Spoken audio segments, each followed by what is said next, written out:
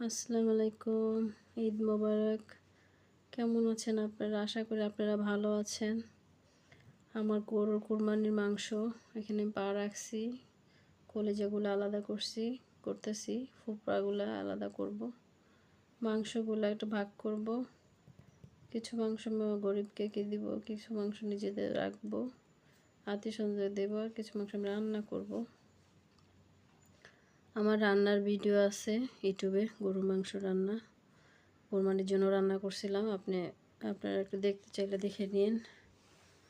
আমি খুব অসুস্থ অনেক দিন ধরেই, তা আপনাদেরকে ভিডিও দিতে পারি না। আপনারা আসলে কিছু মনে করবেন না, প্লিজ আমার সাথে থাকবেন।